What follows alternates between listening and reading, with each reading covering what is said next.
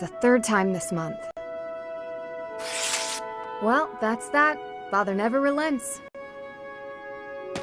Oh, Professor! Hello! Did you need something?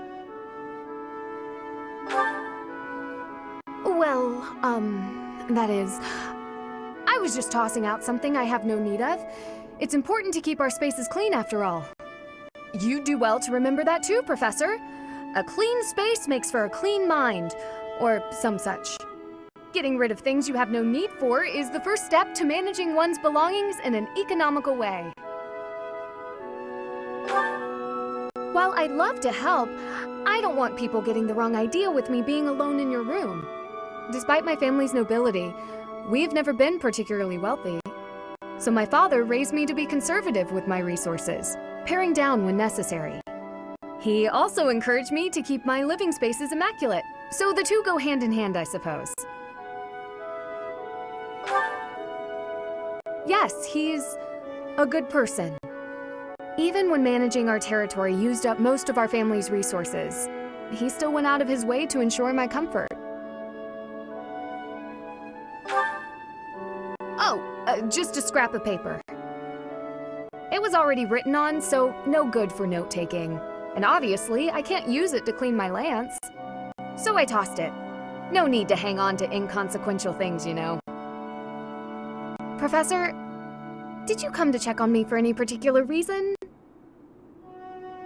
Oh, well, if there's nothing important, I'll be on my way then. I still have some cleaning to take care of, after all. Talk to you later, Professor.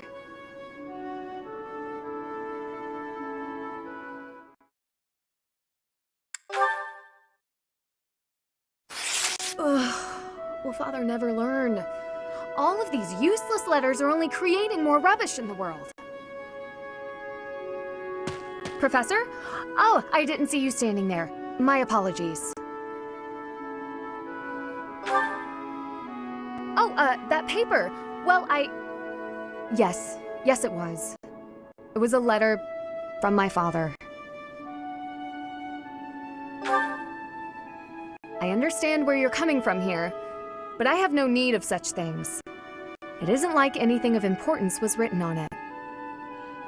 Curious? I suppose there's no harm in allowing you to read it.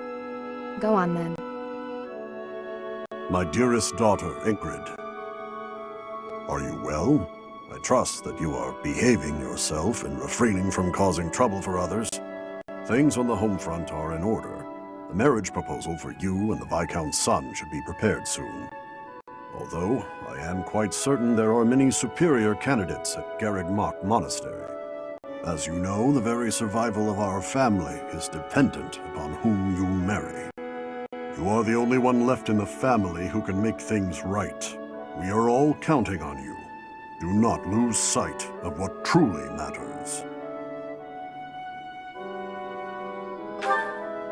Yes. Perhaps you found it somewhat entertaining. I've told you that we've never been very well off financially. My noble family, House Galatea, branched off from House Daphne in the Alliance.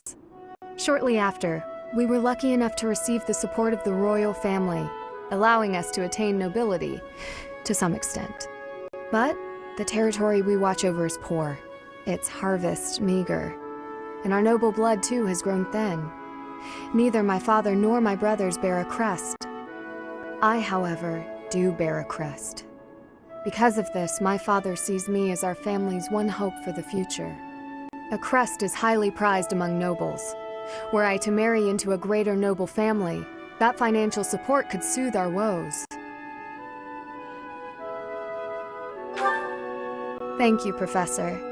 Your sentiment alone is a great comfort to me.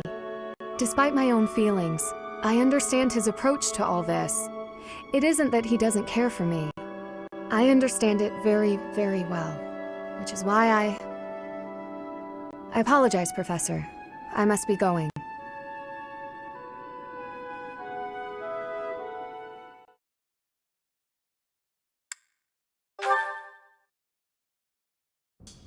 Apologies for bothering you so late. I just really wanted to speak with you.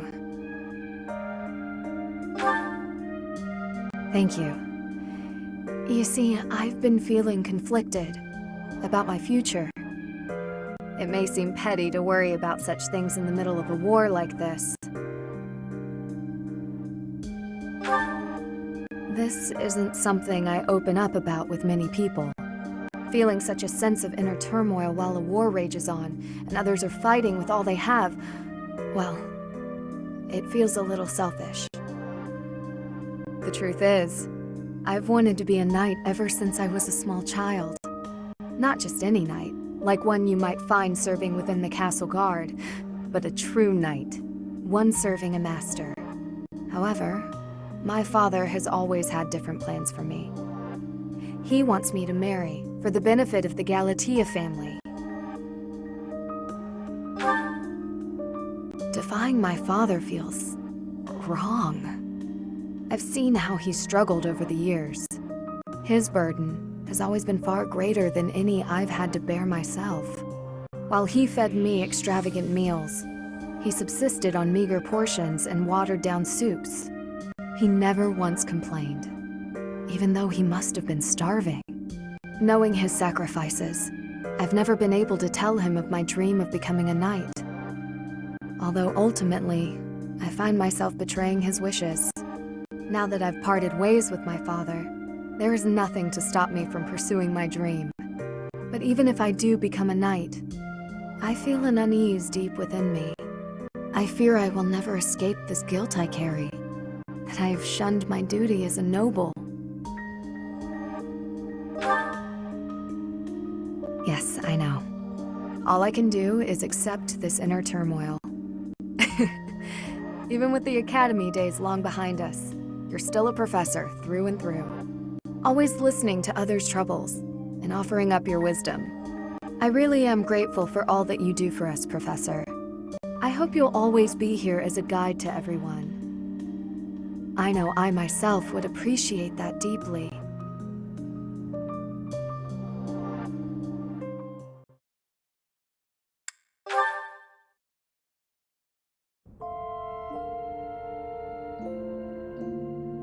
Is something the matter? You seem lost in thought.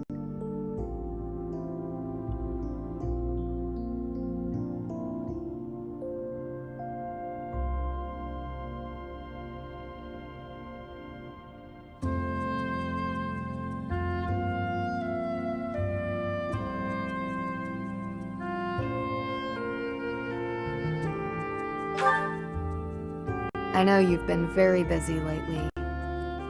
It's wise to take breaks and rest, especially with all that is going on in the world. Actually, I wanted to speak with you about something. I promised myself I would wait until the war was over. Well, Professor, I have feelings for you. Of course, I respect you as a person, and I'll understand if you can't love me back, but still, I had to tell you. Though my focus has ever been on my duty and training, I cannot deny the feelings that have arisen. My dream is to attain knighthood. But now, I have a new dream to hold tight to.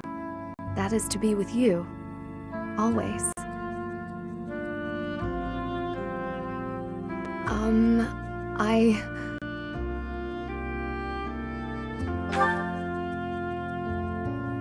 Oh, is this? I must say, I'm a little inelegant with such matters. Battle is all I know. Are you quite certain? You truly desire to share your life with me. I am so happy. I worried that my feelings would go unrequited.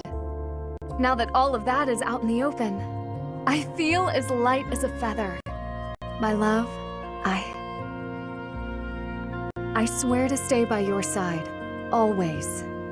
I swear on the goddess above, and on you, here at my side. You and I together, entering this new age. No matter what the future brings, I will stand by you as your sword, your shield, and your dearest companion. There is nothing that brings me more joy. It truly is all I need in this world. I love you so very much. I'm sorry. I'm overcome. This may take some getting used to.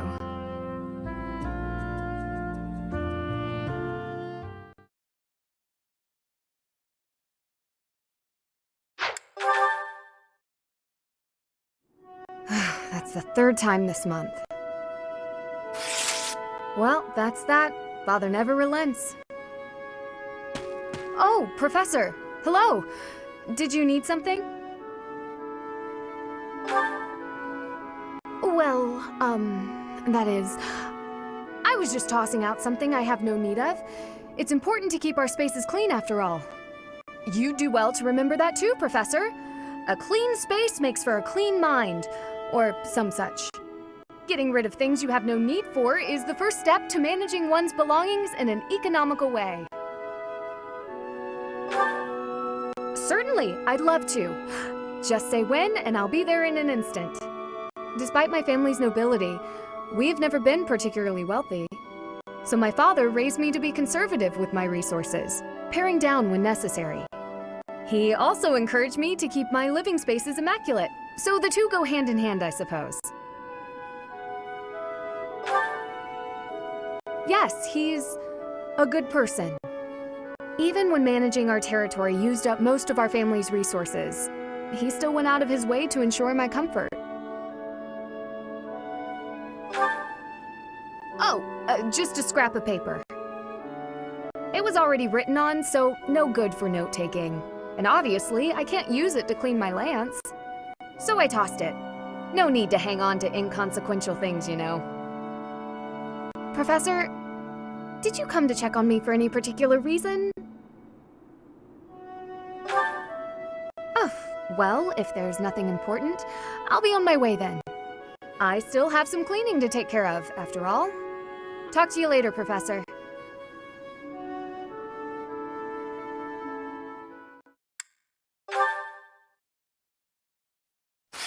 Will Father never learn? All of these useless letters are only creating more rubbish in the world. Professor? Oh, I didn't see you standing there. My apologies. Oh, that paper.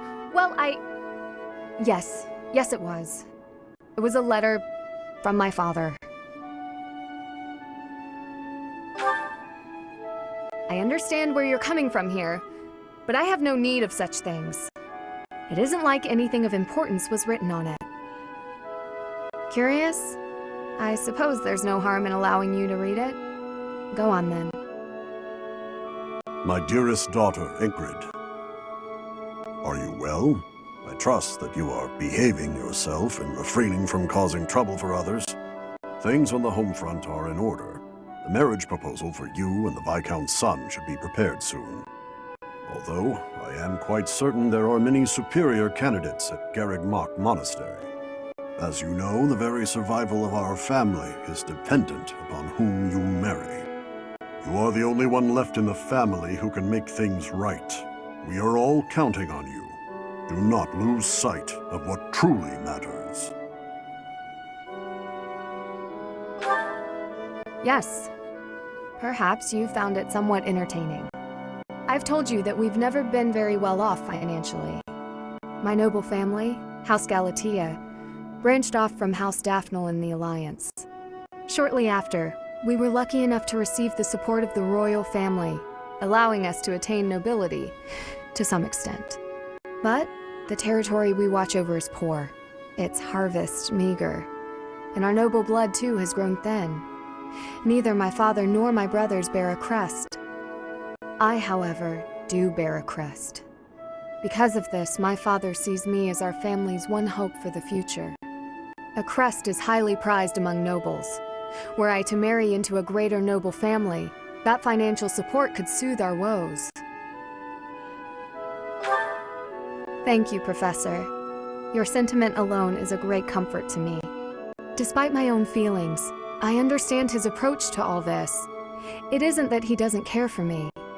I understand it very, very well, which is why I apologize, Professor. I must be going.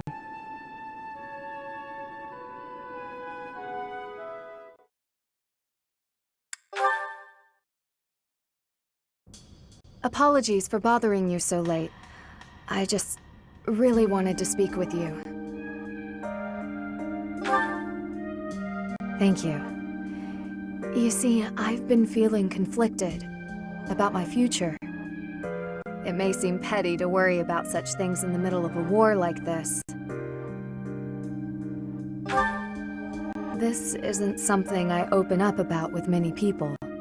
Feeling such a sense of inner turmoil while a war rages on, and others are fighting with all they have, well, it feels a little selfish. The truth is, I've wanted to be a knight ever since I was a small child. Not just any knight, like one you might find serving within the castle guard, but a true knight, one serving a master. However, my father has always had different plans for me. He wants me to marry for the benefit of the Galatea family. Defying my father feels wrong. I've seen how he's struggled over the years. His burden has always been far greater than any I've had to bear myself. While he fed me extravagant meals, he subsisted on meager portions and watered-down soups. He never once complained, even though he must have been starving. Knowing his sacrifices, I've never been able to tell him of my dream of becoming a knight. Although ultimately, I find myself betraying his wishes. Now that I've parted ways with my father, there is nothing to stop me from pursuing my dream. But even if I do become a knight, I feel an unease deep within me. I fear I will never escape this guilt I carry, that I have shunned my duty as a noble. Yes, I know. All I can do is accept this inner turmoil. Even with the academy days long behind us, you're still a professor through and through. Always listening to others' troubles and offering up your wisdom. I really am grateful for all that you do for us, Professor. I hope you'll always be here as a guide to everyone. I know I myself would appreciate that deeply.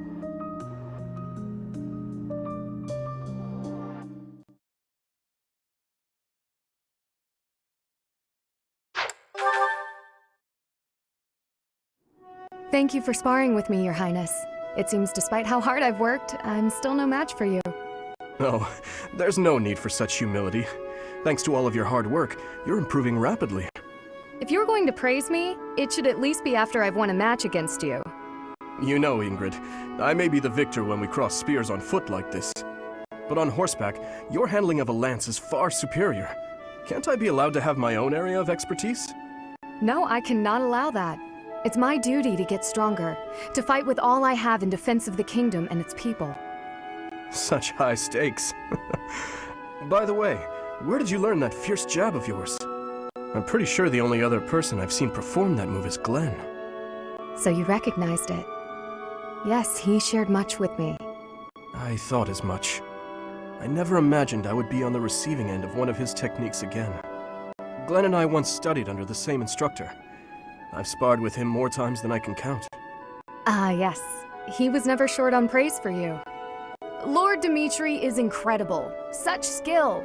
There's no way I'll ever outmatch him. Things of that sort. Well now, he never said any of that to me. Well, he was Felix's brother. That family's not big on displays of affection. That is true. We spent about as much time arguing as we did training.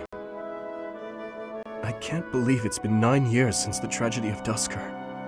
Since we lost Glenn, along with so many others. So it has. Time moves quickly. Things have changed so much. Despite the sorrow, I intend to become a powerful knight. A knight like yourself. And like Glenn. I will do so for the sake of my homeland, the holy kingdom of Fargus, and for all who have died protecting it. To that end, I hope you will spar with me again in the future, Your Highness. It would be my pleasure. After all, I value our training sessions as much as you do.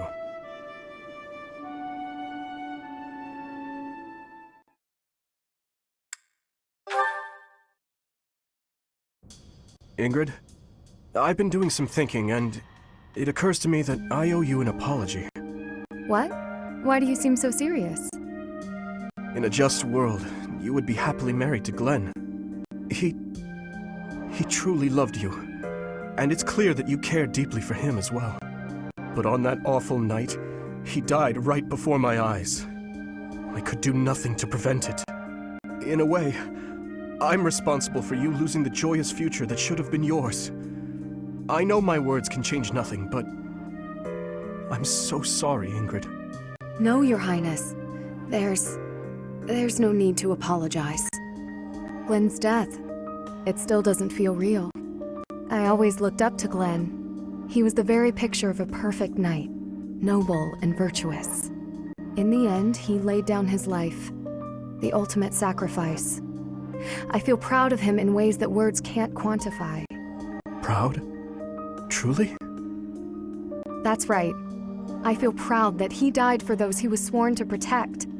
Proud that he passed from this realm to the next as a perfect knight. Are you really trying to turn his needless death into an ideal to uphold? You and he are so alike. Needless death? How can you say that? Glenn gave his life for you, for everyone, and this is how you speak of his sacrifice? You weren't there. You didn't witness his last moments.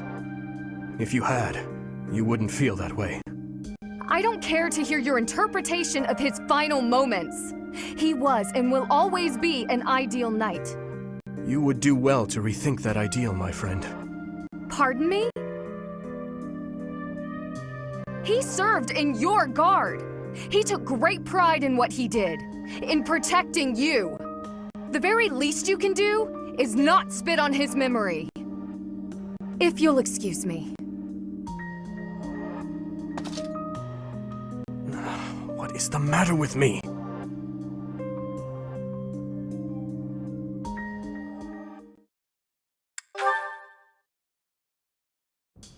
Your Highness, I've come to apologize. I mismanaged my feelings and got carried away. I've been thinking about what might have made you say the things you did. I was so caught up in the moment and in my own feelings that I didn't think of what yours might be. No, I should be the one to apologize. I did not intend to say such things. I lashed out like a child. You were right to rebuke me. I am disgusted by my own inability to express myself. Will you allow me to explain? Of course. At the tragedy of Dusker, I saw countless corpses. Of course, I saw his, too. Glenn's. Ingrid, I doubt you would have been able to see him. They were unable to bring his body back, after all. He must have died an agonizing death, full of pain and regret. That is what I saw on his face. In that wasteland, there were no beautiful, proud deaths that could have been written about in heroic tales. Not one. I do not want you to die a death like that. Not even for the sake of loyalty or duty. A king must at times order his soldiers and knights to fight and die on his behalf. Their lives must be used for the greater good. This is something any good king understands innately. Any king who doesn't allow people to die on his behalf is too soft to rule well. You leave me little room for argument. Have I disappointed you? No. I chose to serve you because of how you are. As your knight, I will stand by your side and uphold your soft-hearted ideals. What has changed, Ingrid? You were so obstinate the other day. I've realized that I haven't been facing a very important truth. Because of you, I can finally move on. Thank you.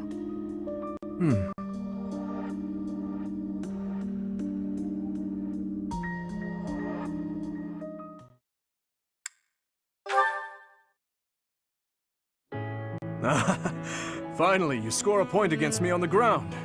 You have improved, Ingrid. That was nothing more than a fluke. My technique was horribly sloppy that last round. It does not matter what sort of technique it was. You won. If this had been a real battle, I would be dead. You wielded your lance well, without any hesitation. Has your approach changed? You may recall when I said I'm now able to move on, because of you. I remember. What did you mean by it? That I finally understand a truth about Glenn. It sounds as though he died with a heavy heart, a heart that carried regret. I had suspected as much, but instead of acknowledging it, I twisted my memory of him to fit an ideal I've been upholding. I see. Your Highness, I will not sacrifice my life for anyone, but perhaps instead, I can live my life for someone. I will pledge my life to you. And how exactly am I meant to interpret that? However you please, Your Highness. Oh? Well then. Ingrid, when this is all over, I want you to support and defend me. As my knight. I have been thinking of telling you this for a long time. We get along well, you and I. As your knight? Yes, of course. Of course I will. I intended to do so for the sake of the kingdom. Together, Your Highness. You and I. Our first order of business. Putting this tragic war to an end. Yes. And while we're at it, do not die on me, Ingrid. Promise me that. Yes, Your Highness. I swear it on my lance.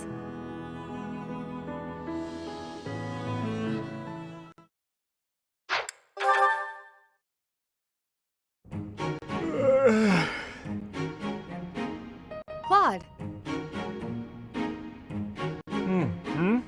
What's on your mind, Ingrid? Actually, if it's something troublesome, can it wait a bit? I am positively exhausted today, so I was gonna turn in early. Don't you try to stop me, you hear? The sun just barely dipped below the horizon, yet you're already preparing for bed? Rising with the dawn and setting with the sun. Isn't that how a life is meant to be lived? I'm almost certain you have never been awake at sunrise, Claude. And how would you know that? You haven't been peeking into my room every morning, right? I'll have you know I like to rise early for my daily meditation. Uh-huh, sure. And I've decided to quit my pursuit of knighthood. At least try to make your excuses more believable. And that yawn just now. You didn't even bother covering your gaping mouth. One would never know you're of noble birth with how you conduct yourself. You need to relax, Ingrid. Deep breaths, okay? A yawn can't hurt, I swear it. Freely, you'd better get a hold on that attitude of yours.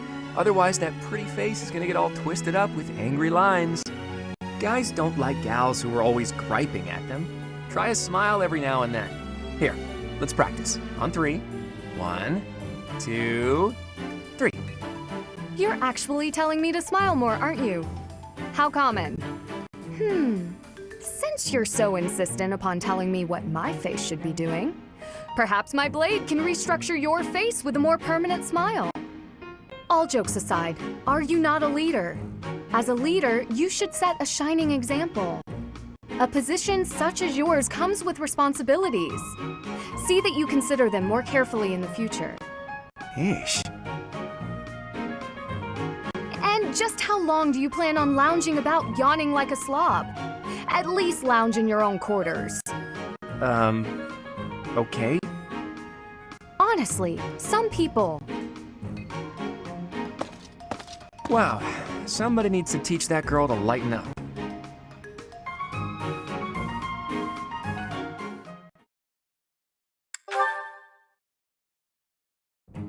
Ingrid, hello. Yes, Claude? Listen, I know you and I don't always get along. I just wanted to say that I'm sorry if my way of being is upsetting to you. If anyone should be making apologies, it's probably me. I've been overly harsh toward you on more than one occasion. I am close friends with someone who has caused me no end of trouble since we were very young. You remind me a bit of him, and I think I've projected my annoyances at him onto you, at times. Huh. Am I really that similar to this friend of yours? Not in every regard, no. You certainly seem to treat those of the opposite gender with quite a bit more respect, for one thing. Well now, I'll take that as a compliment. You also speak to me in a much more amicable manner than my dear friend ever does. Okay, I have to ask you something, but only if you promise not to show me your angry lines again. doesn't that straight-laced personality of yours make life harder than it needs to be? I feel like there are plenty of people who'd like to get to know you better, but who are scared off by your, well, intense attitude. Oh, really? Really. I'd say that especially applies to most of the folks you go around giving lectures to. We're all friends here, Ingrid. We all trust each other with our very lives on the battlefield. Shouldn't we try to accept each other? You have a point. I sure do. Besides, with a cute face like yours, I bet you could win anyone over if you just threw out a smile now and then. I've got better things to concern myself with. In any case, you speak as though you know so much about wooing the masses. But I would wager that many of our classmates find it difficult to trust one as slovenly as yourself. Oh, another lecture. I see you took my words to heart. Look, let's just call a truce, shall we? How about we agree that we could both learn something from our chat today? If you'll make an effort to smile more, I'll try my best to set a better example for everyone. That seems like an unreasonable thing to ask of you. I wonder if you're capable of such a thing. And it's perhaps equally wild to ask an ice block like you to melt. But let's give it a try. What do you say? I suppose it's only virtuous to ask as much of myself as I'm asking of you. Very well. I accept your challenge.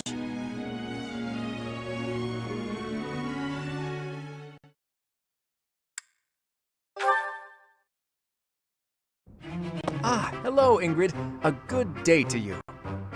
Well, hello there. If it isn't Claude, always a pleasure. You put in a fine performance in training today. I must redouble my own efforts. Ha ha ha. That's kind of you to say. By the by, do you have a moment to spare? I have been meaning to ask for your input on some new strategies. Oh, goodness. Only if you think someone as lowly as myself might be of service. But of course, I value your skills more highly than most any other. Oh, goodness. Okay, time out. Listen, Ingrid, do you really have to say "oh goodness" every couple of seconds? What do you expect? Speaking to me as you were, I only responded in kind. What? Do I sound that strange? I thought I was acting earnest and industrious. I mean, yes, you do. You sound nothing short of ridiculous. Sheesh. Have you looked in a mirror lately? You're the one who's been walking around like Queen uptight. Excuse me? I'll admit it was a bit forced, but it certainly doesn't warrant such a title. Look, this was fresh and fun for a while, but maybe it's time we called it quits. Acting like this isn't us. We're just going to make everyone think we've gone mad. I agree. I must say, I have an easier time getting on with you when you're you, and all your you-ness. Come to think of it, you've always been more reliable than most anyone I know, when it really mattered. Well, thanks for saying that. I think I liked you better when you were a bit pricklier too. I've gone so long without hearing one of your lectures, I'm almost starting to miss them. I'm sure I can remedy that for you. I didn't mean you need to go all out or anything. A little restraint would still be nice. My lectures, as you call them, only persist as long as is necessary. Oh, I think I'm coming down with a stomachache. We'll talk later, okay? Okay, see ya. You honestly expect me to believe that? Come back here, Claude.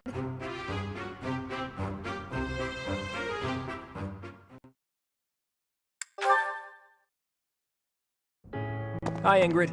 That was a great training session today, wasn't it? It was indeed, Claude. It's so nice to see you. Things have been pretty busy lately, though. I hope you're taking the time to rest whenever you have the chance. I thank you for the concern. You are ever so kind. I've finally got a free day tomorrow, so I was planning to sleep through the morning and laze around all day. That sounds so lovely. Perhaps I should do the same. Ingrid, will you just stop it already? You still doing that shtick? Whatever do you mean?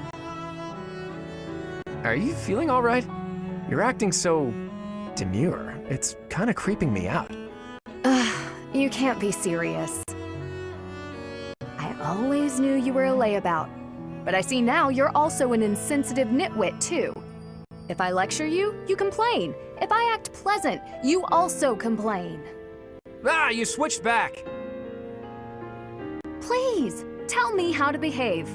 At least if you're commandeering my behavior, I'll get less of an earful of your complaints. Have you ever even once considered thinking before you speak? And you wonder why people so rarely trust you. Ah, right. I'm sorry, I guess that was kind of insensitive. Wow, quite the apology. Sounds a lot like one of your myriad excuses. Do you really expect empty apologies to help you get your way? I'm suddenly feeling dizzy.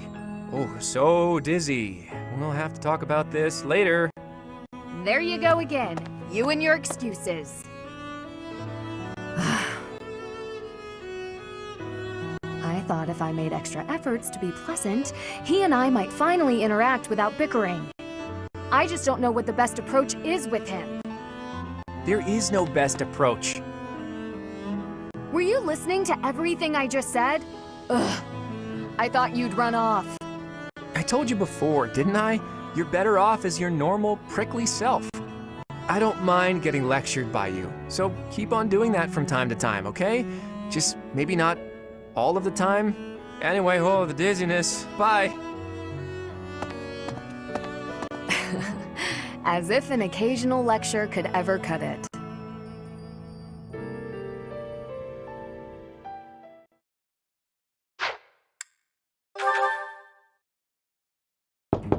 Bernadetta, please come out of your room. You've been in there for ages.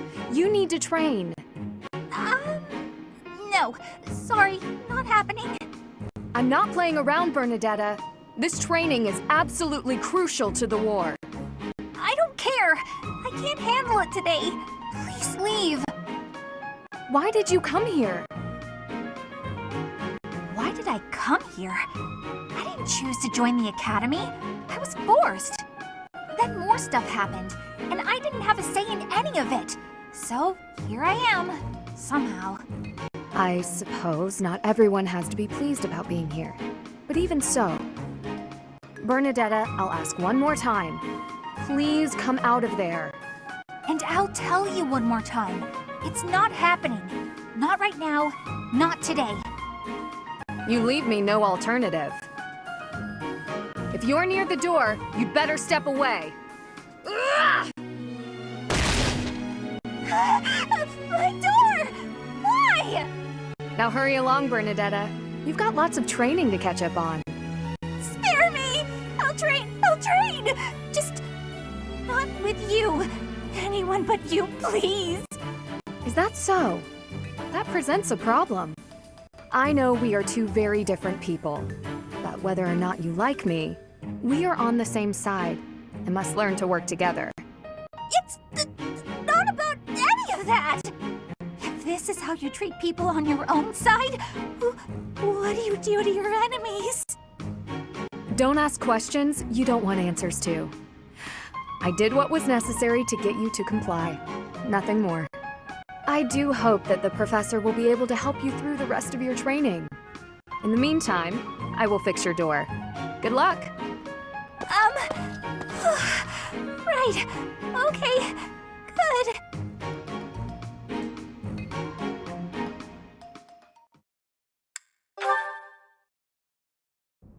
Ah, there you are. I just checked your room, but obviously you weren't in there. Oh, you didn't break the door down again looking for me, did you? Of course not. I'm not unreasonable. I just wanted to discuss something with you. Discuss? Is that really all? Okay, I can handle that. Firstly, I'd like to apologize for breaking down your door. I'm sorry. It was perhaps a bit rash. There was a period of time, quite a while ago, when I acted much the same as you. I spent many hours locked away in my own room. You did? Really? Really? Because I understood where you were coming from, I knew I had to intervene. At a moment's notice, all you care for could be swept away. At that time, is it better to have wasted your energy hiding away? Or better to have spent it honing your skills so that you can lend a hand? But even if I did train, what's the point? It's not like it would do much good. Don't speak so disparagingly of yourself. It doesn't help things. You have plenty of strengths. No, you think so?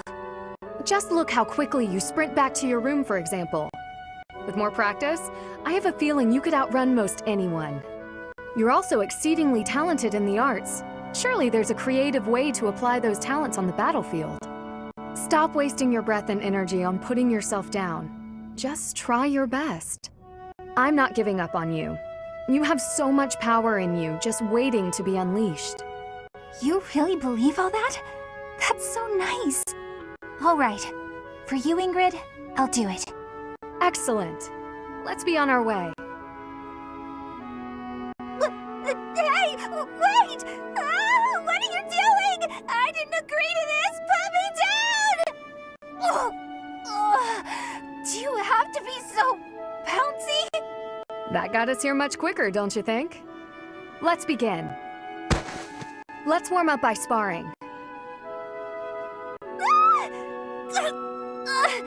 Oh, stop, please! I surrender! Giving in so soon?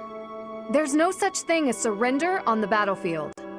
Ow!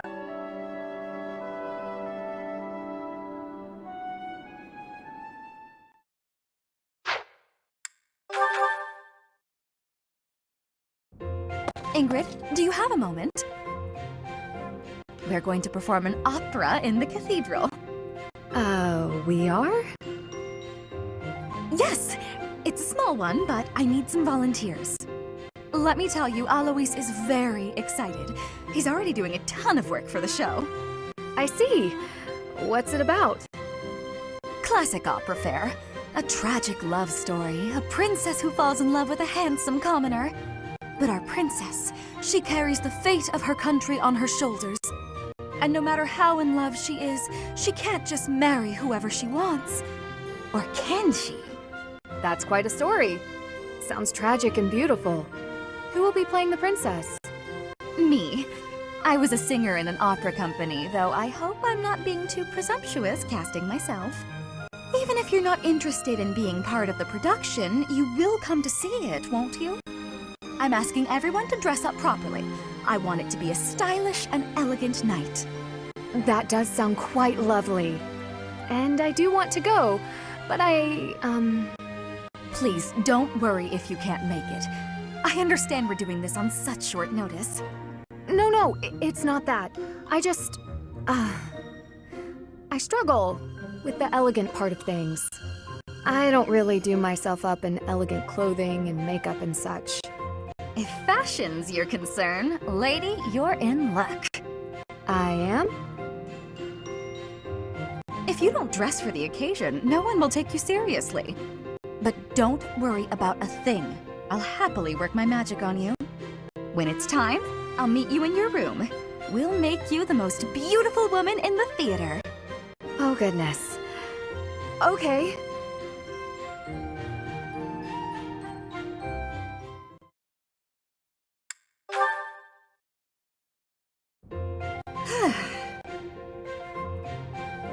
Why are you sighing at me like that?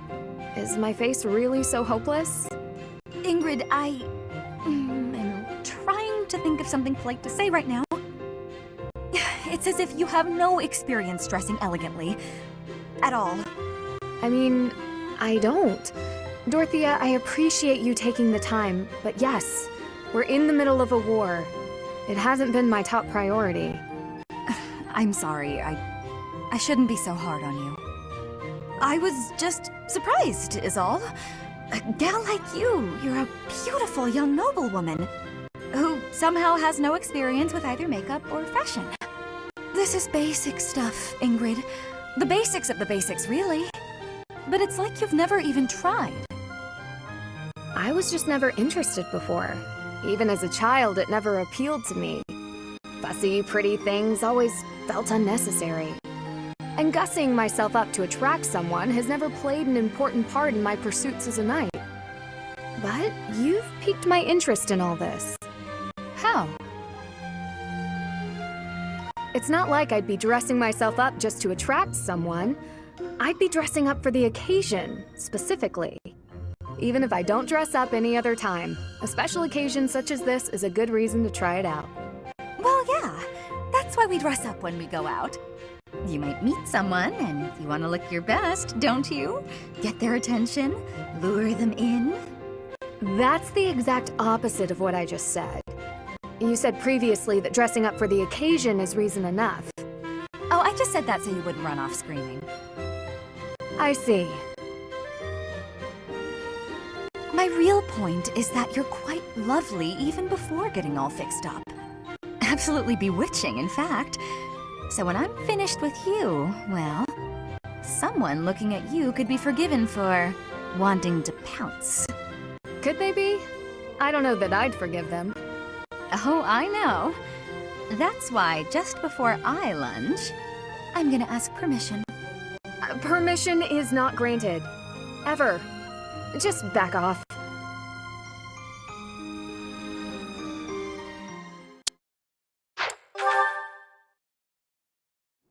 Are you injured? No. Good.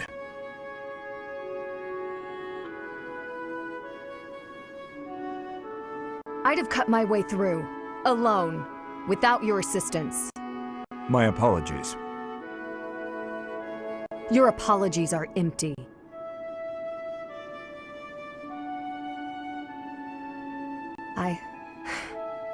I spoke out of turn. I'm sorry, Dedu.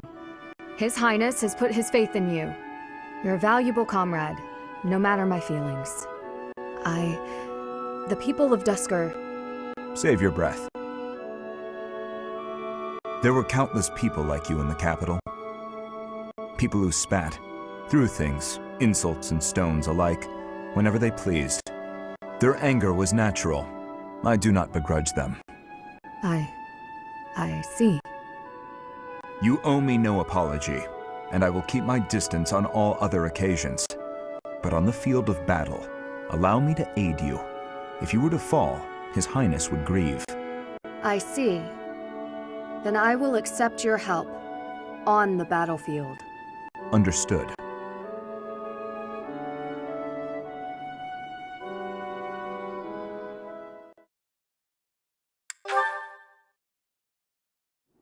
Are you injured?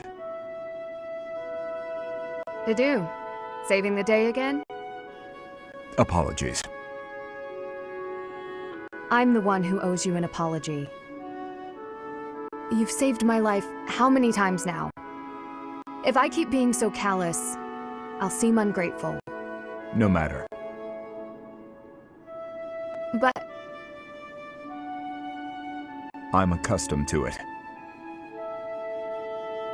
I'm sorry, Dedu. Why? Because the way I speak to you is unnecessarily harsh. The truth of it is, I lost someone very dear to me in Dusker. The punishment came swift to your people, and when I heard of the slaughters, well, I thought it was a punishment well earned.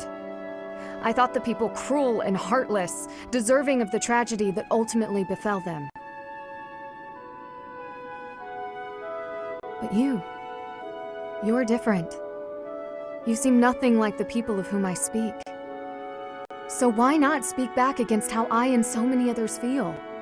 Why not question this unfair prejudice and tell me I haven't the right to hold a grudge against you?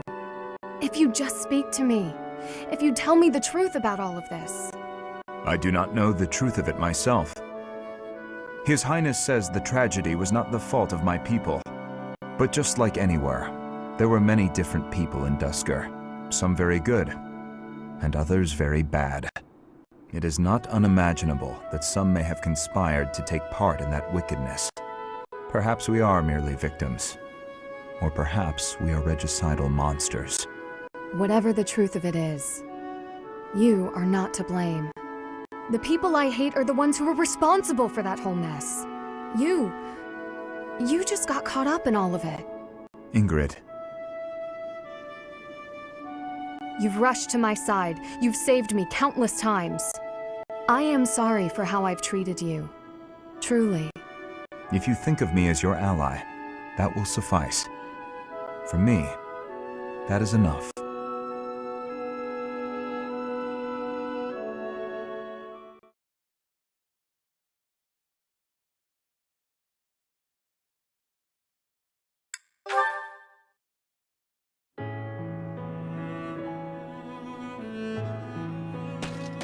Dedu?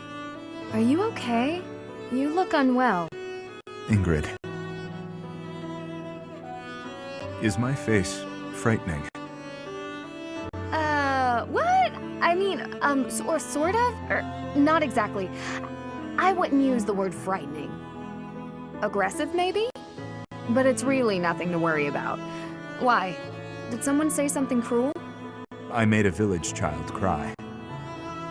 Oh, I see. Let me guess. You feel like you look frightening, so you walked around with a smile glued to your face. How did you know? I'm starting to understand how you think. The thing is, forced smiles never work well. They usually just end up making a person look creepy and insincere. I see. Duly noted. To be honest, when we first met, I was pretty intimidated by you. Not because of a smile, but a lack of any emotion whatsoever. And you so rarely spoke. I had no idea what to make of you. But that's only because I wasn't making an effort to get to know you. Because you were from Dusker. As I started to get to know you, to understand your personality, I realized what a fool I'd been. Personality. You may come off intimidating, but underneath that cool exterior is a kind, loyal, and noble person. A really wonderful person. In a certain regard, you are one of the knightliest people I know. What is it? Wonderful person. This is the first time anyone has ever said a thing like that to me. It is rather awkward. It's only awkward if you make it awkward. Which it kind of is, now. Ugh.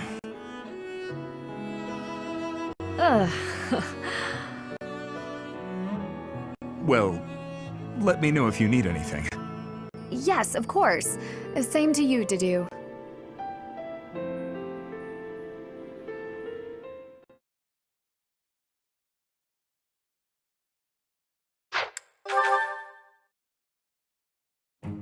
Felix, there you are. I've been looking all over for you. The War Council congregates soon. You better come. Not sure why you need me. I don't know the first thing about strategy. Just how to use a sword. Nonsense. You're going to be there. Must I?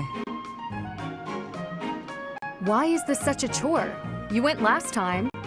Though you did all you could to disrupt things, as I recall. Brazenly rambling on about clear-cutting a nearby forest to secure a marching route. And attacking an enemy base, stealing their horses. You were incredibly disruptive, and even rude. I was offering my honest opinion. Then, you left before we were finished. What do you suppose happened after that? I have no idea. Well, the conversation got quite lively. We all began breaking down the viability of your somewhat maniacal plan. And apparently, similar tactics have been used to turn the tides of historic battles. That may be an exaggeration. Successful armies must be able to handle unexpected situations. That starts with weapon mastery and creative tactics. If you didn't have so much battlefield experience, you wouldn't be capable of such unique strategies. Which is why we need people like you. People who think creatively to lead the army. Now you're just massaging my ego. When have you ever minded? We need you there. Just come on. Mm-hmm.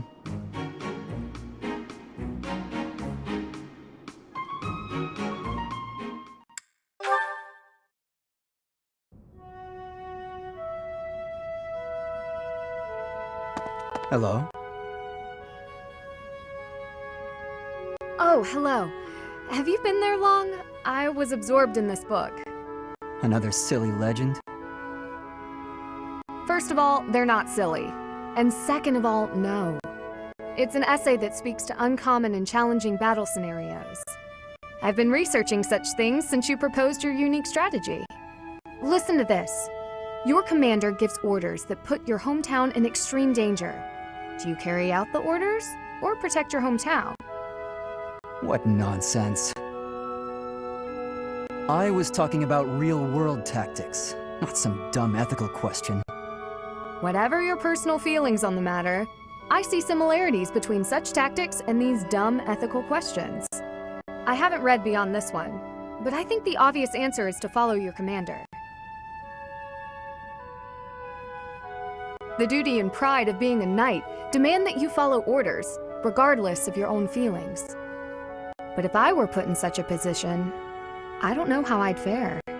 In fact, were someone to carry out those orders, I know that I'd attempt to stop them. Stop bothering with all this. You're not meant to be a knight. Go find a husband. Excuse me? You heard me. I know you hate the ideals of chivalry and pride. So much so, you prefer to escape your duty as your family's heir. You have no right to criticize me for my ideals. Perhaps not. At least I know not to heedlessly obey orders. I know not to romanticize blind obedience. My brother taught me to think for myself. Don't you dare bring Glenn into this. You're right. Forget it.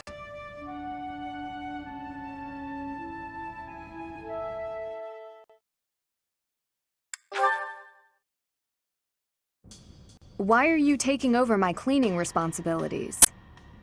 You're wounded, and you're going too slowly. I couldn't stand to watch. You're still fretting over me, are you? I'm fine now, really. It wasn't even serious. I could have handled the situation alone. That enemy wasn't much of a threat. Yes, we all know you could have. But I also didn't want to risk something unforeseen befalling you. I've been doing some thinking. I feel a bit lost. I don't know that I'm cut out to be a knight after all. Without fulfilling that dream, without being a knight, I've been asking myself where my place is in the world. And I think I found my answer. I don't want to lose anyone anymore. So I want to protect those I hold dear. That's why you were protecting me, huh? What a fool you are. Foolish to act in line with what I value most? Were I to die, I would die knowing I followed my heart, my truest calling. I've been reading through more of that book I was telling you about. Recall the hypothetical question it posed? Do you carry out the orders or protect your hometown? You've been reading that garbage again? The book never specified that one should prioritize the commander's orders. Instead, it suggested that one should follow their heart in the matter. That's what a knight, that's what anyone being true to themselves should do. That's just the editor's opinion. Of course, and I find value in that opinion. Glenn died following his heart, not heeding the commands of the country or even the royal family. I will follow his example. No matter the outcome, no matter the circumstance, I believe in myself. You know nothing. What is it that you know then? What is it you fight for, Felix? My own beliefs. I see no difference from my own stance. You don't understand. You fight to be stronger than everyone, that you might protect those you care for, correct? Okay, fine. You do understand. My point is, don't let this happen again. If you died, I'd be annoyed. To avoid annoyance, then, I suggest you continue to grow stronger. If that happens, I might allow you to protect me too. You're insufferable.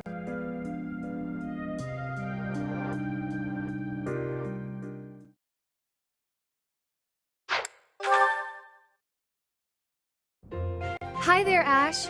Here to do some reading as well, I take it?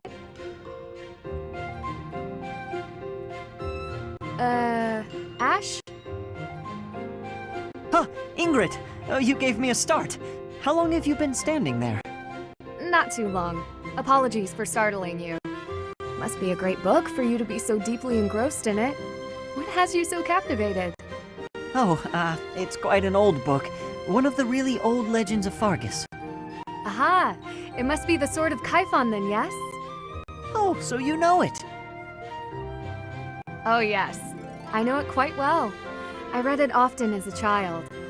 In fact, I read it so much that my personal copy fell apart. I brought it everywhere with me. I adore that book. The tale of the warrior Kaifon, whose devotion and loyalty enabled his best friend Lug to become king.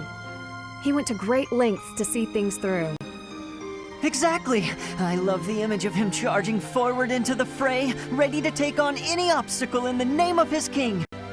Indeed, he was the very picture of the perfect knight. In my opinion, the best chapter is right around the middle of the book. Ah, the part about the war of the eagle and lion? That's my favorite part! In a flash, Kaifon's sword flew from its scabbard. The knight parried the assassin's blade mere inches from the spine of his king. Kaifon's blade hummed like the wind, slashing the enemy's throat. In mere moments, their forces lay vanquished, decimated by his mighty blows. I can recite the entirety of it if you like.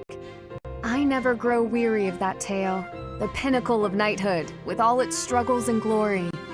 I know just what you mean. I never get tired of it. Some people laugh at me for reading these old tales, but I'll never outgrow them.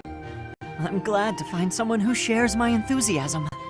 I'm glad of it as well. Tell me, what other books do you enjoy, Ash? Well, the first one I ever read was Lug and the Maiden of Wind. You have fantastic taste! That story is another favorite. The final chapter makes me tear up every time. I know. When I first read it, I just couldn't get that ending out of my head. It seems we have much in common. I look forward to chatting again sometime. I'd love to. Yes, let's.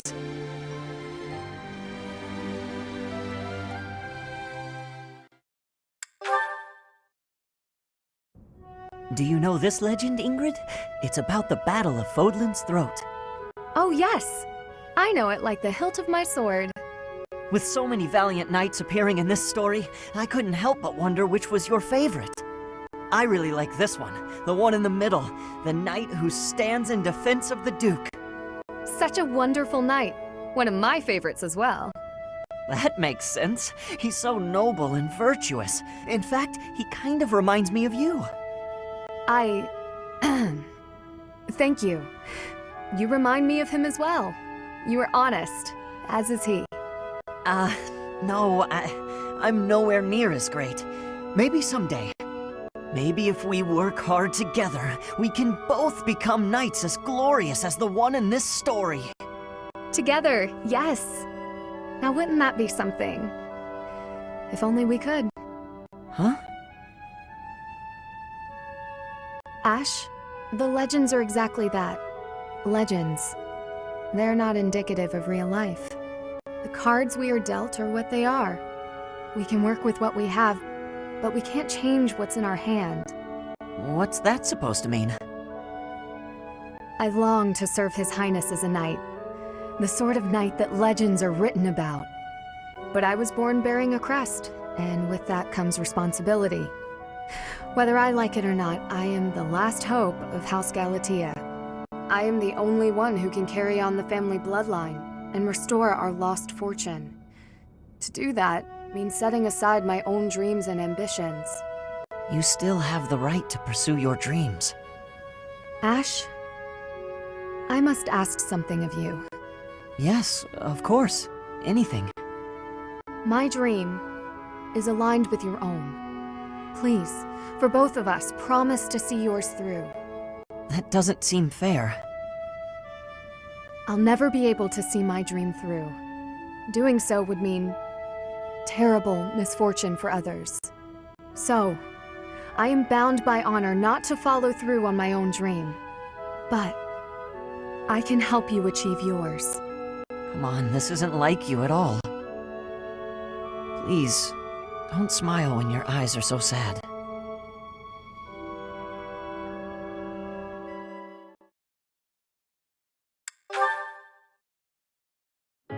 There you are, Ingrid. Whoa, hi, Ash. You seem excited. What's that you're holding? A book I found in town. I bought it for you. From me? Ash, this looks very costly. Antique books like this are never cheap. Wow, the cover is stunning, and the binding is still in fantastic condition. I drove a hard bargain. Still, I'll probably have to cut back on my spending for a while. Why did you go to so much trouble? It wasn't easy, but as soon as I came across this legend, I knew you had to read it too. Well then, I will read it. Oh, the knight on the cover looks striking. Fascinating, right? I was captivated from the moment I laid eyes on the cover. There's an aura of stoicism intermingled with beauty, even amid a gruesome battle. Wait, looking closer at the face, this knight is a woman. Yes, and she was a real historical figure. She was born into a noble family and bore a crest, but she was accepted into the king's service as a knight. She fought in many battles at her king's side, serving him all her life as his right hand. Oh, sorry, I've said too much. I didn't mean to spoil the story for you. I'm just so excited. I hope you enjoy it too. Thank you for the encouragement, Ash. Living as a knight is certainly not an easy task. I know it will mean much pain, strife, and heartache. But I still want to pursue that dream. Talking to you has reminded me. I'm not the type who gives up easily. That's the Ingrid I know. So to start, I'm going to read this book. Great! When you're finished and freshly inspired, we'll talk about becoming knights. Not the ones in stories either. The real thing. I look forward to it, Ash.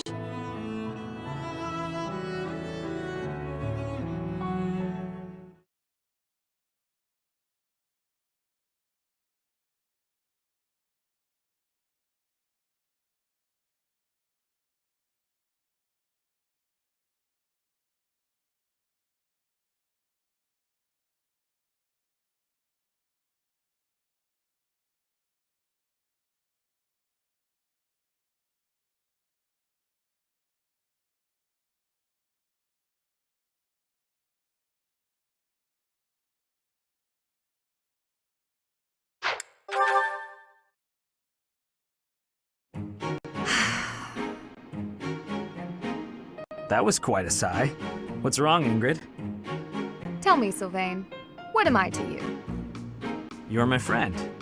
One of my oldest, in fact. An old friend, is it? Then why must I clean up the casualties left behind by your skirt chasing? Nobody asked you to do that. Heck, I thought you enjoyed it. Besides, you're real good at it. I'm excited to continue working with you. Do you mean to imply you have no intention of acting a bit more respectably? Please don't yell like that. Everybody's staring at us. When you were 8, you came on to my sweet, sweet granny. My granny! Come on! I was 8 and she was That was a long time ago.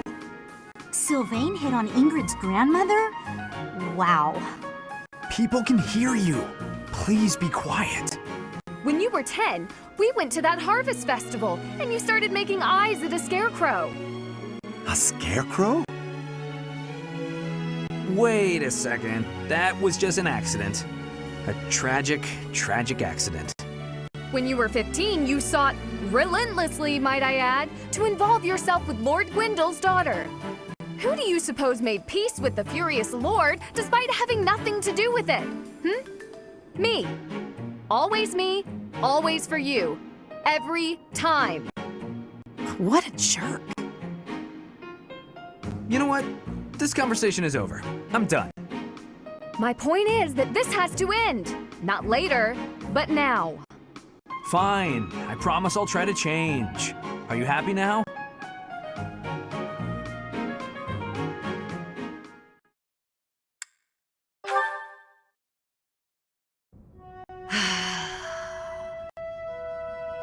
That's a heavy sigh. Again. Yeah? That's the sigh of exhaustion after spending the past month apologizing for your behavior to, well, everyone. Apologizing? I've been pretty darn restrained lately. If by restrained you mean falling all over yourself to garner the attention of every passing female, then yes, you've been quite restrained.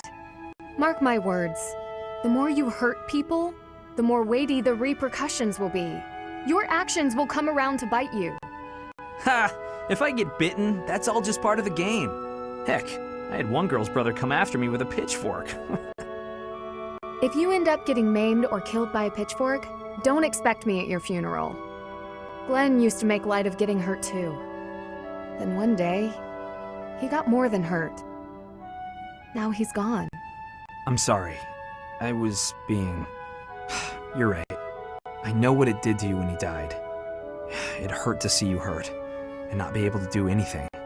When you wouldn't even come out of your room to take care of your horse. Nothing affected me the way his passing affected me. Well, I'm happy that you're better. Seeing you out and about helped me relax enough to be able to flirt with girls again. Your predictability is utterly disappointing. When I finally stopped mourning, you know what brought me back? My concern for you. Me? You know you can't get along without me following in your shadow and caring for you.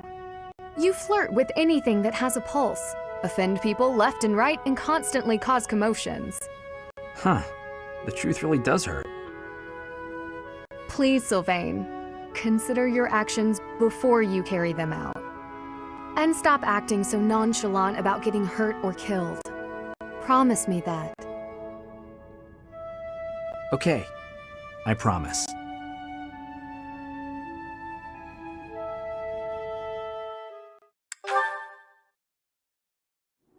Training on your own? You really do work hard. I hate to break it to you, Sylvain, but there's nobody here for you to flirt with. So there's not much reason to hang around. You're here, aren't you? How ridiculous. Almost as ridiculous as your face. You'd really say something like that to a handsome guy like me? I'm crushed. Joking aside, may I join you? I only came out here so I could train too. Sure, just don't get in my way. I've been thinking about it, and I really depend on you. Maybe that's weird since I'm older than you, but still.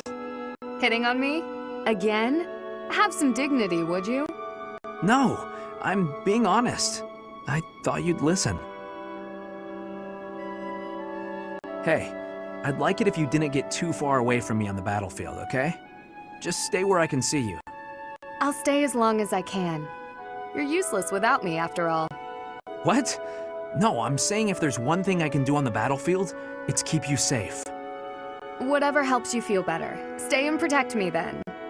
I couldn't bear it if you went off and died on me while I wasn't around. I'm pretty sure that's my line. It's getting late. We'd better head out. You're right. I'm exhausted anyway. You haven't been practicing enough. All that time you waste chasing after women would be better spent training. I'll train with you anytime, so just... What's that strange look for? Well, you're going to think I'm being a jerk or hitting on you or whatever. When we're side by side like this, training, I feel, I don't know, oddly at ease. I know what you mean. It's probably because we've been friends for so long. That must be it. Let's never change. Friends forever? Absolutely. No matter what happens, we'll always be friends, Sylvain.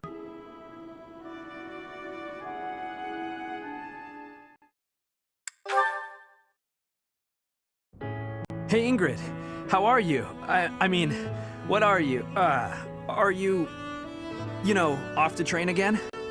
No, I'm headed to town to buy supplies. But I'll be training after that, naturally. Why? Oh, I just thought you looked serious as ever. I guess that part of you hasn't changed.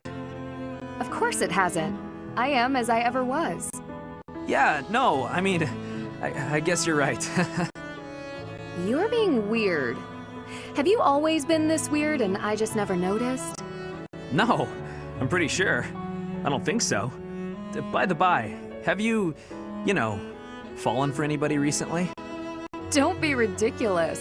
What are you even bumbling on about? Well, everyone's been talking about how you got really, pretty. Just, all of a sudden. Oh, you must be referring to the makeup. It's not a big deal or anything, just experimenting. I'm still learning. Did I mess something up? Huh? No, I think it looks good. You did surprisingly well. I mean, considering that it's you. Very funny. But I must say, I'm a bit surprised. It's unlike you to stumble over yourself this much. What? No, I'm not. I'm just, curious about why. All of a sudden. Why what? Why I'm wearing makeup? I'm still guessing it's for a guy. If I had to try and guess what sort of guy, I suppose I'd say... Felix? No, wait. I'm forgetting the royal line. Dimitri would be a way better catch. Wow, way to make assumptions. Is it one of the knights? If it's not them... Wait. Could it be me? Don't make me hurt you. No need for violence. It was just a joke. I mean... It's not a joke that you're beautiful, but I wasn't trying to hit on you or anything. Promise. Beautiful, huh?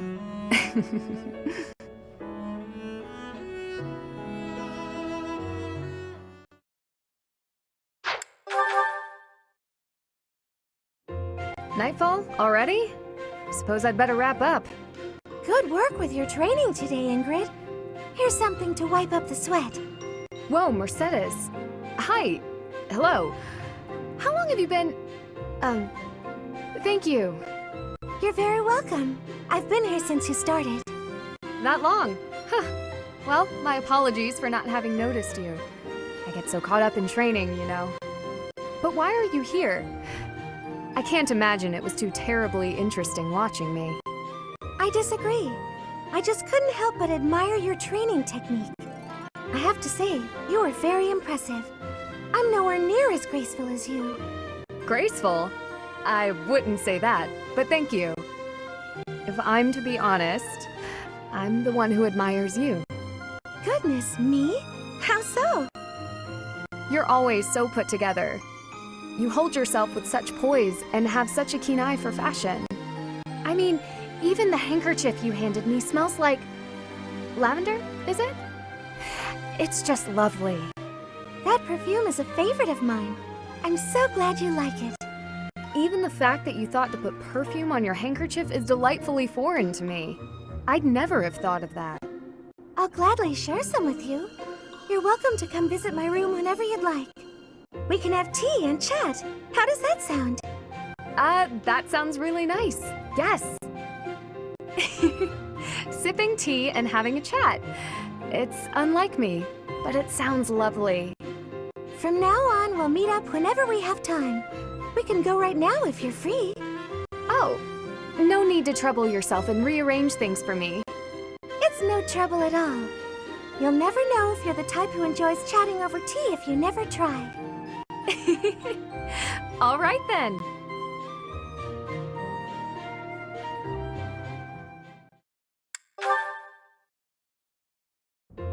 Apologies for my late arrival, Mercedes. My duties ran long, as per usual.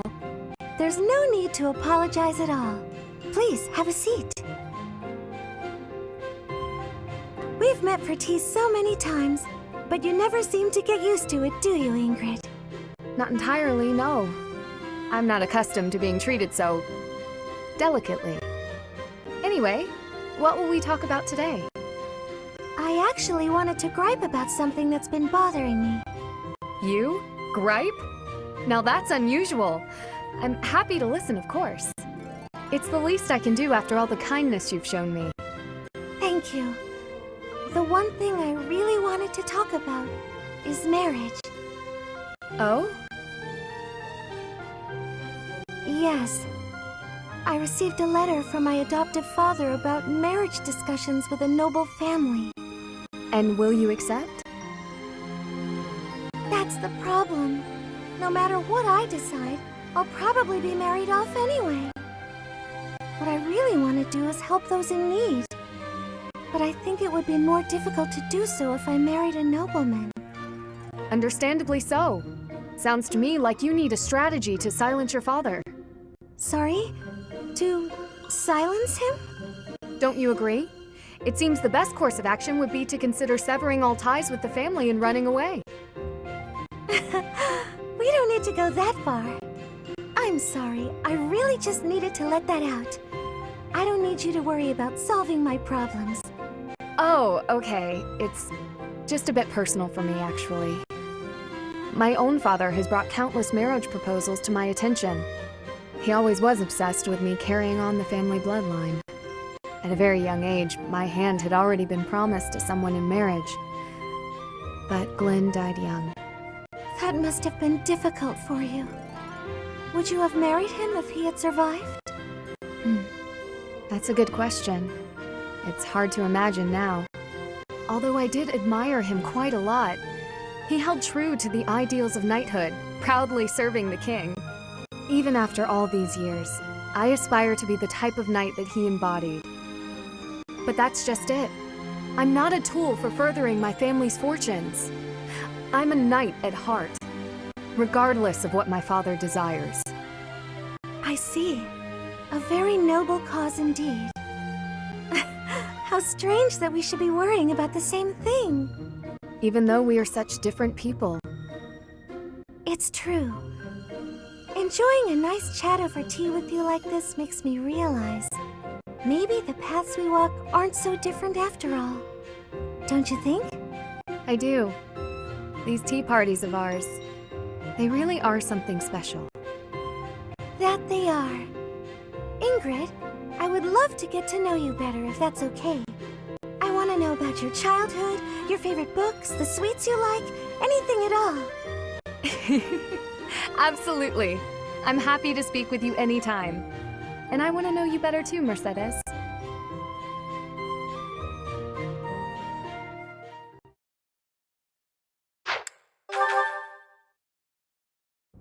Hello, Ingrid. Can I have just a teeny tiny moment of your time? Sure. I can spare a moment or two. I was wondering, do you have any interest in fashion and makeup and stuff like that? I haven't the time to bother with such frivolities. As long as basic hygiene is being met, then I'm happy. Oh, but you're missing out on something so fun. I mean, it's not like you need it, of course. You've got beautiful bone structure, lovely hair, long legs, but aren't you interested in trying something new? Well, thank you. I suppose I do find it all somewhat intriguing. But my time is precious to me, and my focus is on knighthood. Taking time to paint my face simply isn't a top priority. Sure, but imagine if you could combine the two and become the most fabulous knight ever. Okay, maybe I'm taking it too far. I know knights don't necessarily need a ton of makeup or things like that for the job. I'm just saying, I really think you'd enjoy it if you opened your mind to it. All I'm talking about is a light touch. I can see it now. Your gorgeous face done up with a delicate application of makeup. The fabulous knight who everyone looks up to and wants to be. Well, maybe? I guess. That does sound mostly harmless. Hooray! Okay, we don't have a moment to lose. Here, take this makeup kit, play around with the colors, and see what speaks to you. Now, wait just a... I actually got that little kit as a gift the other day, and I wasn't sure what to do with it because I already have that one. It's a limited palette, but I think it fits the look you're going for perfectly. I actually never agreed to start putting that stuff on my face, Annette. What? Oh. Well then, I guess this whole kit will have to go to waste. I'll just throw it away like the garbage it is. You're throwing it away? I can't just stand by and let something go to waste. Okay. All right. Thank you. We can do this. That's the spirit! Oh, and I'm happy to help you learn to apply it too. Come on, let's go to my room. I have some brush techniques to show you before you get started. Now, don't get carried away. Ugh. She played me like a fiddle.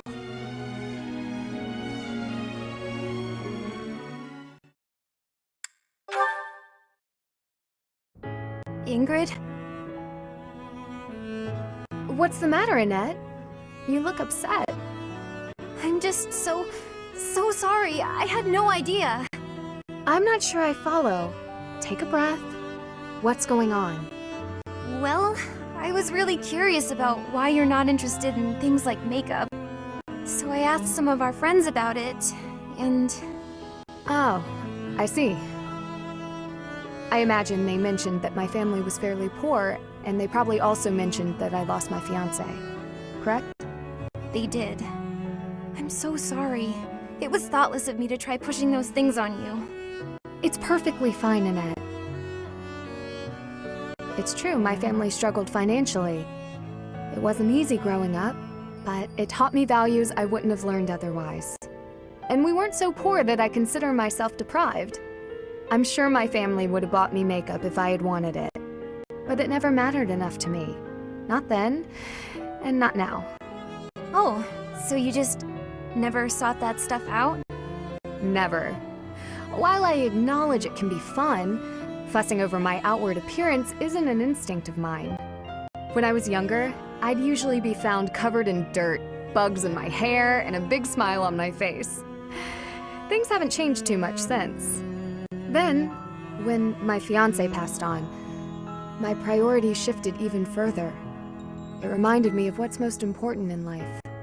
Beyond that, it's hard to think of myself changing without him around to see it, even if it's something trivial like how I present myself.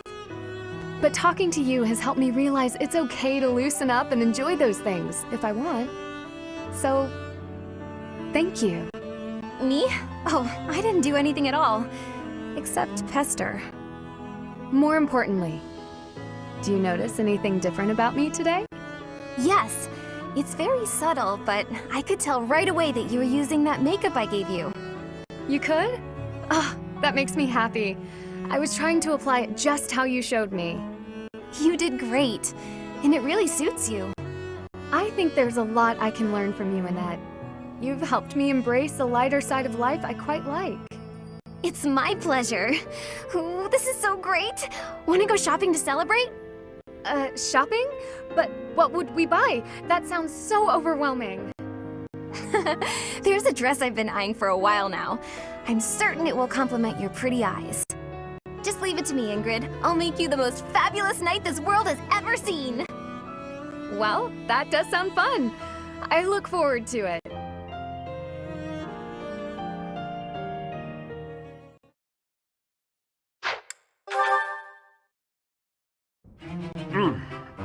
This meat is so good. I wish I could send some home to my little sis. Raphael, what are you doing here? Oh, I was just enjoying some of this roast. Did you want a bite? No. I meant, what are you doing here? This isn't the dining hall. That's funny. Of course I know this isn't the dining hall. You know that, and yet you're stuffing your face here rather than where it's appropriate. You're not even seated. Is that the best way to eat? If you think so, let's sit down. You're missing the point. At least use a plate. I don't have a plate with me, so there's nothing I can do about that now. But since when are you so proper, Ingrid? I'm not proper at all. You're just downright crude. Have you no respect for yourself and your journey to knighthood? Knights must work from a very young age to be upstanding in all facets. You are making a mockery of all that we stand for, you! Slow down! I can't do all this listening while I'm trying to eat. Disgusting! Now you've spilled gravy all over your shoes and your chin. You'd better wipe that up. Now you need everything to be neat and tidy? You're really particular. This has nothing to do with me. It's what's expected of a knight. Wait, all I have to do is be neat and tidy, and I can become a knight? Forget all that studying then. I'm just gonna work on being the neatest and tidiest one here. Wait, that is not what I said. Oh, really? You're probably right. I shouldn't bother with the neat and tidy stuff. You are impossible.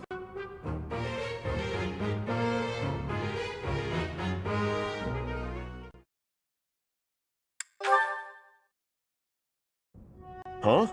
Is that Ingrid? I'd better get out of here before she scolds me again.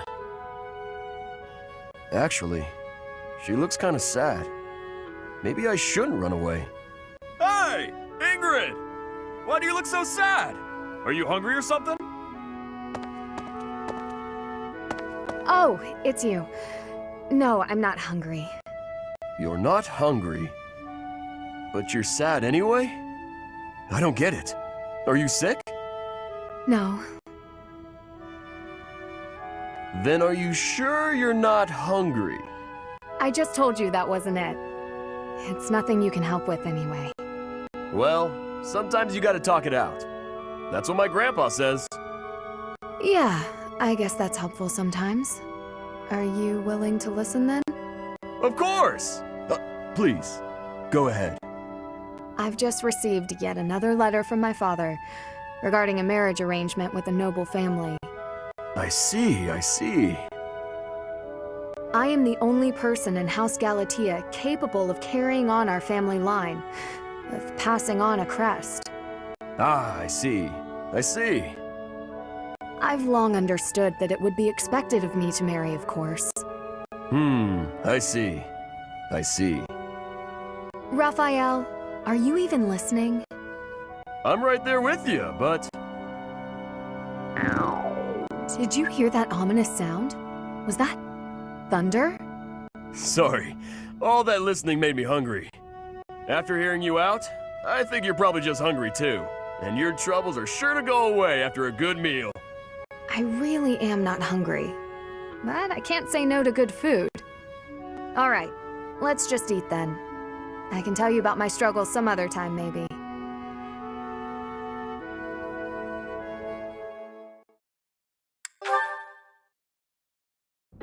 Eating? In the dining hall? You? What do you mean? The dining hall's where I do most of my eating. If only the old version of you could hear you say that. It seems to me you've taken more care with your appearance of late, too. For once, you aren't covered in gravy and oil from head to toe. I'm impressed. Of course not, Ingrid. A proper knight has to be neat and tidy. All right, what have you done with Raphael? It's all thanks to you. You said I had to clean up if I wanted to be a knight, so I started being more careful. Do you think I have what it takes now? You've certainly become more knightly than before. But there's plenty yet to do to become a proper knight. It's not as simple as eating where you're meant to and not being covered in gravy. Maybe I'd have a better chance if I just married you. What does that have to do with anything? You're real cultured, that's all. You already taught me to be neat and tidy. I figured you could teach me a lot more about being a proper knight if I always had you around. That would be quite the undertaking for me. Listen, Raphael, that's sweet of you. However, as I've said before, I've no intention to marry. Let's cast aside this talk of marriage, and instead embolden one another to be the best knights we can be. You're right. Probably a better idea to just embolden each other instead. As long as I still get your help with becoming a proper knight. While you're working to be more proper, I'll be working to strengthen myself, that I might become a greater knight than you. Huh. I don't know about that. I'm pretty tough. But I guess if anyone could beat me, it'd probably be you, Ingrid. Guaranteed. Thank you, Raphael. That means a lot to me.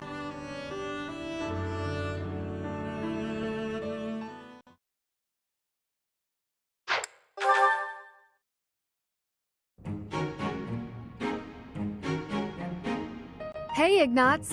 What are you doing here?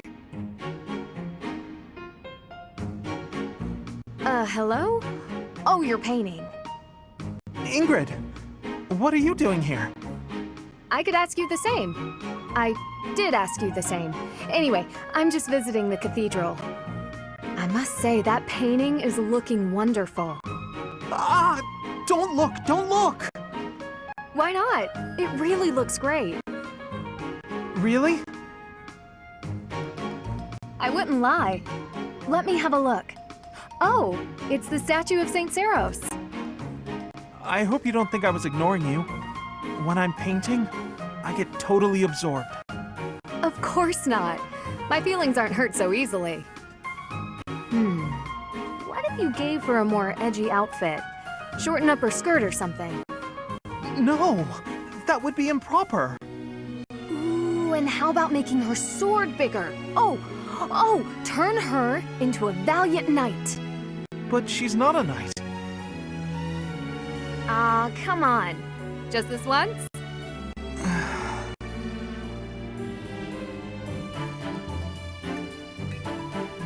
Huh. She doesn't exactly look like a knight. More like a maniacal demigod. Yeah, it just kinda came out that way. It's different. Not quite how I envisioned. It's my fault. I should have stuck to my original idea.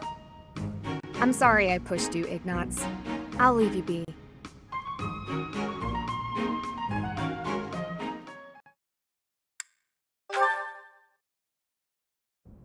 Good day, Ignatz. So, painting again? Ingrid. Yes, I'm painting St. Saros again. Look, I'm really sorry about the last time. It's my fault it turned out so, well, different. No need to apologize. I appreciated the fresh input. It made me think. That's kind of you to say, but no need to pull punches. It's the truth. I'm so caught up in my own mind, I'd never have thought to try that. Ignatz, I appreciate your attitude, but Yes? there are times when it's okay to feel upset or angry. If you're feeling that way, it's always best to be honest. But... I understand the weight of what I did. I besmirched a sacred image, and it was a painting you were pouring your heart into. I got carried away, but I'd prefer if you had told me then and there that my request was uncalled for. I'm not angry. I could never get angry with you. I'm sorry. Why are you apologizing? I'm the one apologizing. Oh, sorry. Stop saying sorry! Never mind. Forgive me.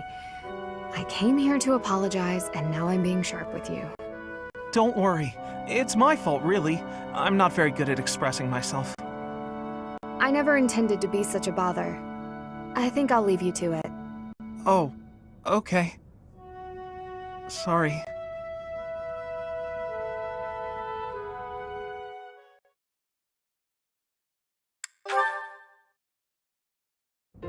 Where are you going, Ingrid?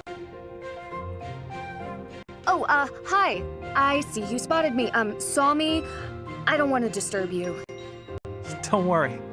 I just finished my painting of St. Saros. Oh, that's wonderful. May I see? Of course. Take a look. Whoa. She looks so different from the other painting. Much more divine and gentle. She looks so real, doesn't she? So alive. Perhaps it's boastful for me to say that. Not at all. She really does. She has a glowing vibrancy to her. Looking at this painting, I feel so inspired. I was going to paint her as loving and benevolent, but then I remembered your idea, and I decided to depict her fighting for her people. Really? Actually, now that I look closer, I see her sword is rather large, and she seems to be in a battle stance. That's right. Although, of course, I had to discard some of your more absurd suggestions. I'm sorry about that. No, wait! That's not what I meant. I see that if I open myself up to suggestions from other people, new things become possible. And I have you to thank for that realization. If that's true, I'm very glad I could help. You made a good point. We can't be blinded by our own thought patterns and ideas. It's important to be open to others as well. By doing so, we discover new paths for ourselves, and we can become better in ways we may never have imagined. Exactly. Thank you, Ignatz. You've reminded me of a very valuable lesson. I'm going to strive to be more attentive and listen to other people's ideas. Me too. And I've just had a new idea for a painting. I can't wait to see it. I bet it'll be a masterpiece.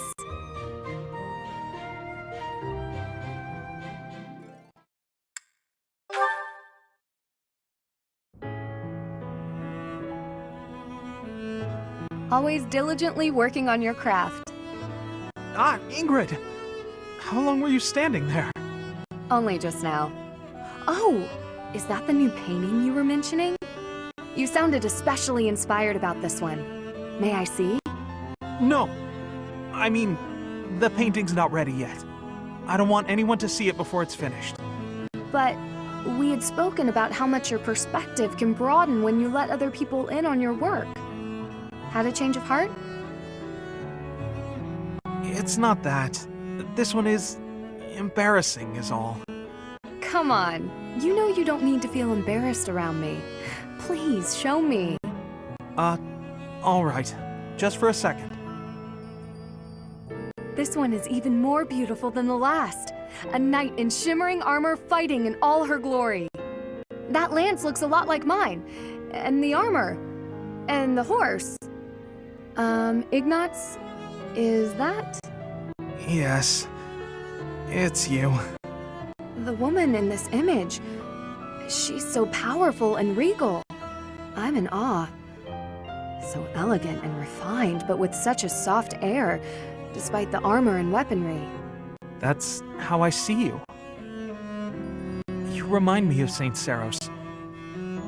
Brave and vibrant and powerful, yet kind and gentle. Sorry, was that too much? That was too much. Thank you, Ignatz. I'm deeply touched. And also embarrassed. I'm feeling a little embarrassed myself. Truly, I'm so moved. I guess now I really need to live up to all your painting encompasses. Please show it to me once it's finished. I will. I promise. Though I don't think I'll show it to anyone else.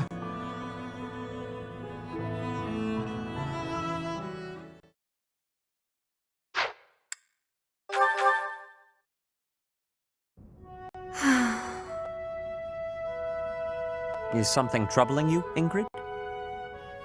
Oh, Sedith. You seem to have caught me when I thought nobody was around. Perhaps I can help, if you would like to share.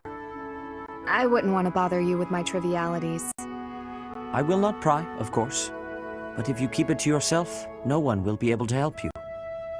That's true. It's regarding my father. Count Galatea. I have met him once or twice. Yes, that's him. He and I have parted ways now. House Galatea was financially unstable for a long time. We were hardly able to support our soldiers and their steeds. My father had hopes that with my crest, I'd be married into a noble family, and that House Galatea's financial troubles would be a thing of the past. Ah, I see. And the other house would benefit from the addition of your crest-bearing blood. That was certainly the idea, but I broke ties with them. I do wonder how they are doing back home. It seems to me you have suffered much for the misfortune of being born with a crest. I beg your pardon? I know crests are highly valued, but they are also a burden. My feelings are mixed. You truly think so? But you're so devoted to the goddess. I'm surprised to hear you say such a thing. Perhaps one day I will expound upon my opinion of crests in greater detail with you. For now, let it suffice to say that whether or not you bear one is secondary to your identity. You are a person, first and foremost. And you should be permitted to grow as a person, crest or not. I agree. Thank you for listening. If you ever wish to discuss this again, consider me available whenever you please. Thank you so much.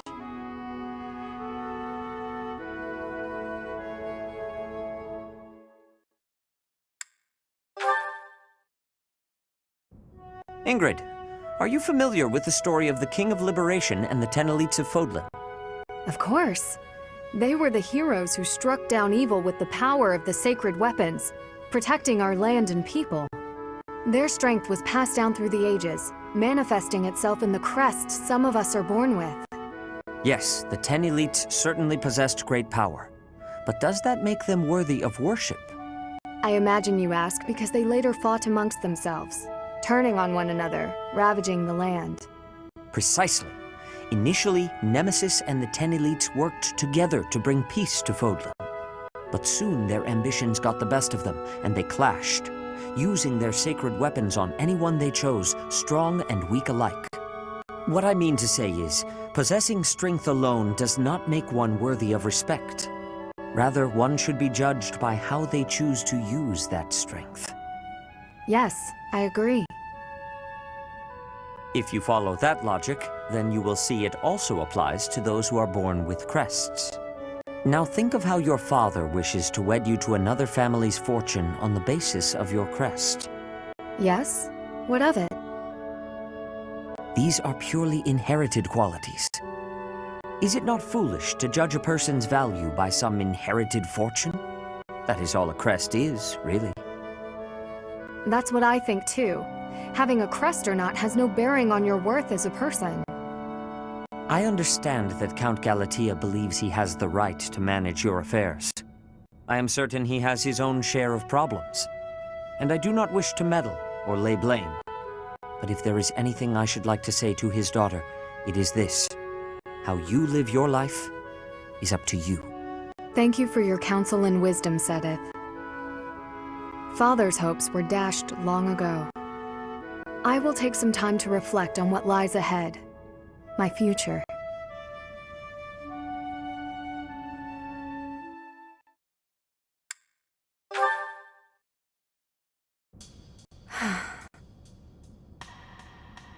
Still contemplating, I see. Without so much as a word, you've read me through and through. Since last we spoke, I've been thinking a lot about my future. How I want to spend my life. It's a lot to think about, and I haven't entirely sorted out where I'm going. I think I need more time to grow. On the contrary, you have given this honest and sincere thought.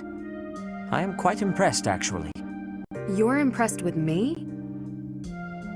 Worry about the future is not unique to youth. It is human nature. At the risk of being overbearing, might I offer you one more piece of advice? Of course. Have you considered what your life would be like had you not been born with a crest? Do you suppose that you would have been ordinary? Insignificant? I do not think so. Even without a crest, such a promising young lady as yourself would have a bright future ahead of her. Sedith, I am not typically inclined to flattery, so I hope you will take my words to heart. Have faith in yourself. If you trade that faith for a misplaced pride in your crest, I will have to reassess your character. I've no intention of doing such a thing. It will take me time and experience, but I will find my path and walk it proudly. I am glad to hear it, Ingrid.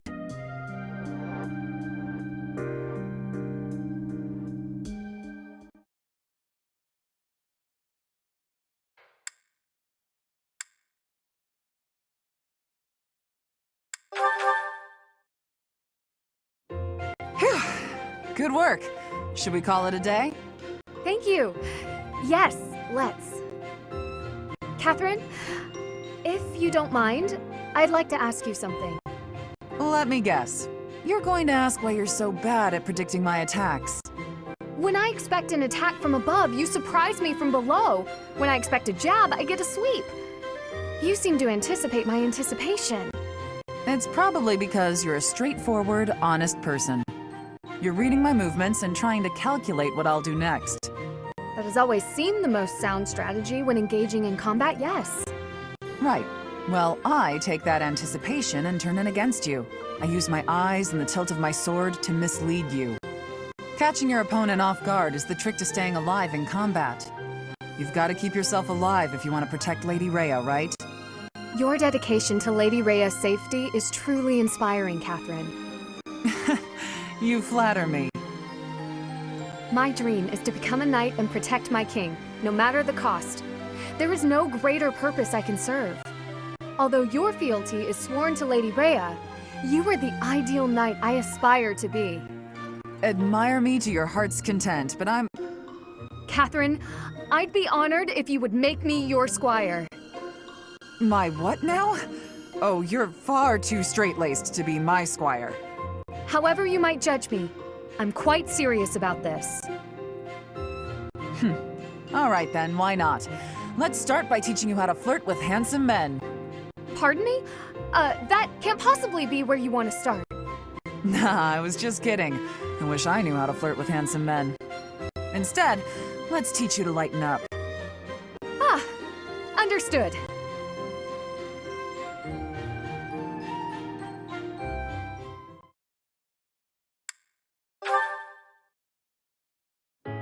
All right then, enough sparring for today? Yes, that should suffice.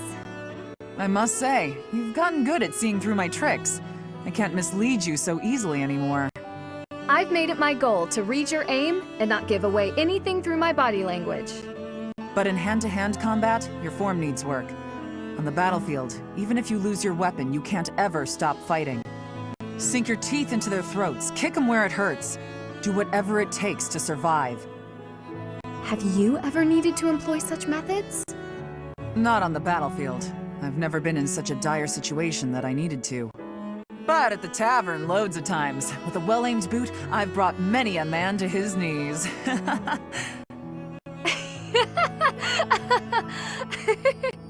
My point is, you can't hesitate to use dirty tactics.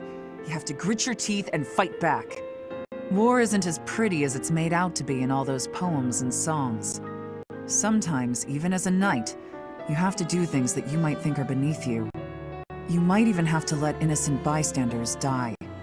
Are you prepared for that, Ingrid? Do you really want to be a knight, knowing what it entails? I'm prepared to do whatever is requested of me, come what may.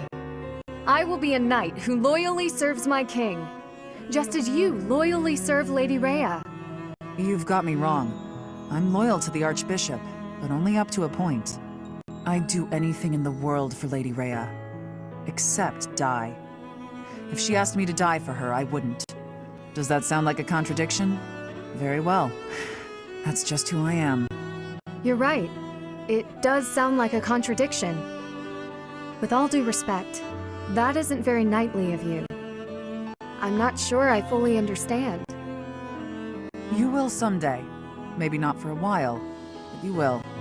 In the meantime, just don't die, okay? I'll try my best.